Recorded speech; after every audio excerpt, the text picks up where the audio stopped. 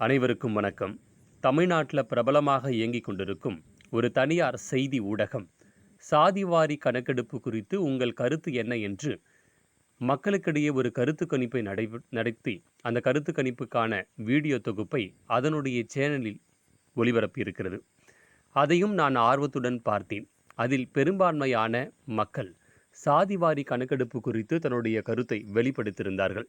ஒரு சிலர் சாதிவாரி கணக்கெடுப்பு நடத்த வேண்டும், அப்படி நடத்தினால்தான் யார் யார் எவ்வளவு இருக்கிறார்கள், அதற்கேற்றாற் போல வேலைவாய்ப்பு கல்விகளில் முக்கியத்துவம் கிடைக்கும் என்று சிலர் கருத்தை தெரிவித்தார்கள்.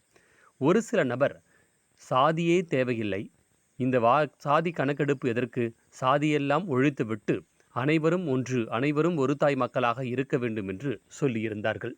ஒரு சில நபர்கள் சாதிவாரி கணக்கெடுப்பு நடத்துவதன் மூலமாக அந்தந்த சாதி கட்சிகள் தேர்தலின் நேரத்தில் எங்கள் சாதி இவ்வளவு நபர்கள் இருக்கிறார்கள், எங்களுக்கு இவ்வளவு தொகுதிகள் கொடுக்க வேண்டும் என்று பேரம் பேசுவார்கள். எனவே சாதிவாரி கணக்கெடுப்பை நடத்தக்கூடாது என்று ஒரு சிலர் கருத்து தெரிவித்தார்கள். ஒரு சிலரோ சாதிவாரி கணக்கெடுப்பு நடத்தினால் என்ன பயன், சாதி வெறிதான் அதிகமாகும், எங்கள் சாதி இவ்வளவு நபர்கள் இருக்கிறார்கள் என்று பெருமையாக பேசிக்கொள்வார்கள், எனவே சாதிவாரி கணக்கெடுப்பு நடத்தக்கூடாது என்றும் சொல்லியிருந்தார்கள். உண்மையாகவே சாதிவாரி கணக்கெடுப்பு நடத்துவதின் நோக்கம் மக்களுக்கான விழிப்புணர்வு இல்லை என்பதுதான் இந்த வீடியோவில் நான் புரிந்து கொண்டது. அதற்கான காரணம், தமிழ்நாட்டில் சாதிவாரி கணக்கெடுப்பு நடத்துவதன் மூலமாக ஒவ்வொரு சாதியும் இவ்வளவு நபர்கள் இருக்கிறார்கள், அந்த சாதிகளினுடைய சார்ந்த மக்களின் வாழ்வாதாரம் நிச்சயமாக சாதிவாரி கணக்கெடுப்பு நடத்துவதன் மூலமாக மாற்றம் அடையும். அதற்கான காரணம், சாதிவாரி கணக்கெடுப்பின் அடிப்படையில் அரசின் மூலமாக வழங்கப்படும் கல்வி மற்றும் வேலைவாய்ப்புகளில் மாற்றம் ஏற்பட்டு ஒவ்வொரு சமுதாய மக்களினுடைய சீரான வளர்ச்சியை ஏற்படுத்துவதின் நோக்கமே சாதிவாரி கணக்கெடுப்பு. இந்த புரிதல் கூட இல்லாமல் பல மக்கள் முட்டாள்தனமாக பேசுவதுதான் நமக்கு வருத்தமாக இருக்கிறது.